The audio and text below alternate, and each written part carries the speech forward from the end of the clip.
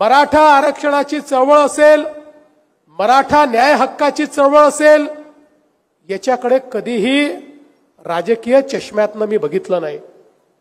कायद्याच्या चौकटीत बसून जे जे करता येईल ते करण्याचा प्रयत्न आपण केला. पहिल्यांदा मराठा समाजाला आपण आरक्षण दिलं, ते उच्च न्यायालयात टिकलं, सर्वोच्च न्यायालयातही बराच काळ टिकलं. शेवटी काही कारणाने सर्वोच्च न्यायालयात ते टिकू शकलं नाही. पुन्हा शिंदे साहेबांच्या काळामध्ये आपण आरक्षण दिलं, ते आरक्षण आजही कायम आहे. पण त्याचसोबत विशेषतः मराठवाड्यामध्ये आमचा जो समाज आहे याच्याकडे जातीची प्रमाणपत्र मिळवण्याकरता जे पुरावे आवश्यक आहेत ते पुरावे नव्हते. कारण उर्वरित महाराष्ट्रामध्ये जरी इंग्रजांचं राज्य असल्यामुळे इंग्रजांची जी काही रेकॉर्ड ठेवण्याची पद्धती होती त्याचे रेकॉर्ड उपलब्ध असल्यामुळे त्या ठिकाणी तो रेकॉर्ड वापरता आला. पण मराठवाड्यामध्ये 17 सप्टेंबर 1948 पर्यंत निजामाचं राज्य असल्यामुळे निजामाकडे रेकॉर्ड होता आणि म्हणून इथल्या मराठा समाजाला रेकॉर्ड उपलब्ध नसल्यामुळे आरक्षणापासून वंचित राहावं लागत होतं. आणि म्हणून हा रेकॉर्ड प्राप्त करून घेणं याकरता आपण शिंदे कमिटी तयार केली आणि मग हा रेकॉर्ड पुरावा म्हणून वापरता आला पाहिजे याचा निर्णय हा परवा या ठिकाणी ज्यावेळेस श्री मनोज जरांगे पाटील यांचं आंदोलन झालं त्यावेळेस राज्य सरकारने हा निर्णय घेतला की पुरावा म्हणून याचा वापर करता येईल. आणि त्यामुळे पुराव्या अभावी मोठ्या प्रमाणात वंचित असलेला आमचा समाज हा आता या आरक्षणाकरता पात्र झाला. आणि त्यामुळे मला असं वाटतं की आज एक प्रकारे अण्णासाहेबांची जी चळवळ होती त्या चळवळीला हातभार लावण्याचं काम हे राज्य सरकारच्या माध्यमातून आपण केलं. मागच्याही काळात ज्यावेळी सर्वोच्च न्यायालयाने आमचं आरक्षण काढून टाकलं त्याही वेळेस आपल्या सरकारने केंद्र सरकारच्या माध्यमातून ईडब्ल्यूएसचं आरक्षण, आर्थिक मागासाचं आरक्षण हे आपल्या मराठा समाजाला उपलब्ध करून दिलं. आणि त्याही काळात जवळजवळ 10% आरक्षणापैकी 85% जागा या मराठा समाजाला त्या ठिकाणी मिळतील अशा प्रकारची व्यवस्था आपण केली. पण हे सगळं एकीकडे असताना एक गोष्ट आमच्या लक्षात नेहमीच आली की आपल्या मराठा समाजाला नुसतं आरक्षण देऊन मराठा समाजाचे सगळे प्रश्न सुटणार नाही. एवढा मोठा समाज आहे, त्या मनाने नोकऱ्या या तेवढ्या मोठ्या प्रमाणात निघत नाहीत. आणि म्हणून मग ज्यावेळेस मी मुख्यमंत्री होतो त्यावेळेस काही निर्णय आपण घेतले. मराठा समाजातल्या आमच्या तरुणांना उच्च शिक्षणामध्ये शैक्षणिक प्रतिपूर्तीची योजना आपण सुरू केली.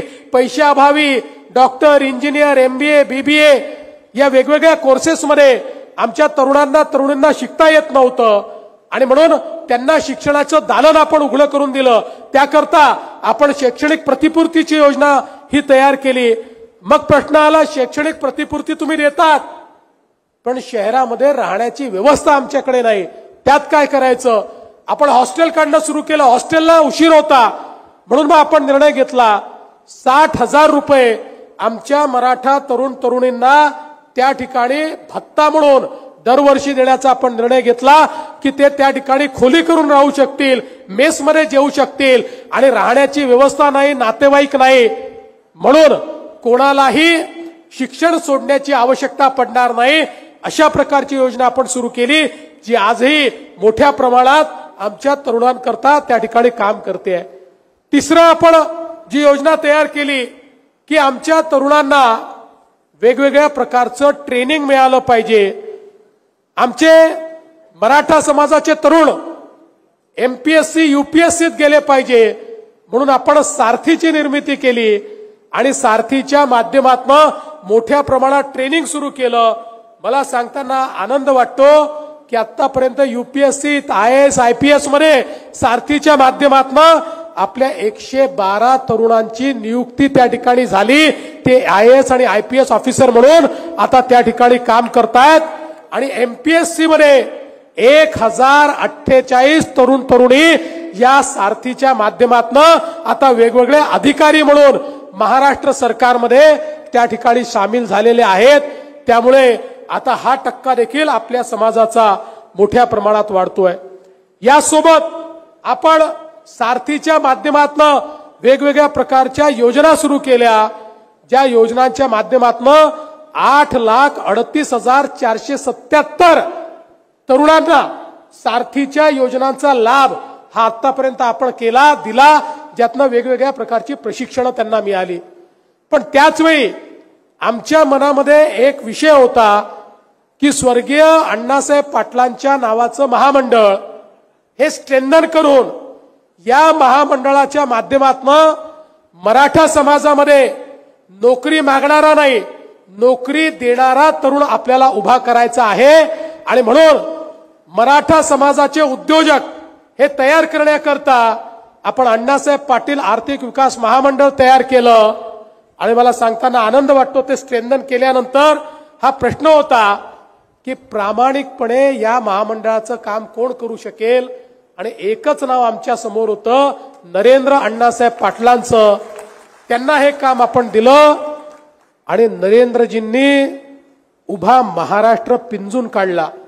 एकेका तालुक्यामध्ये जाऊन उद्योजक शोधायचे, मुलांना ट्रेनिंग द्यायचं, त्यांना कर्ज मिळवून द्यायचं, त्यांची प्रतिपूर्ती करायची।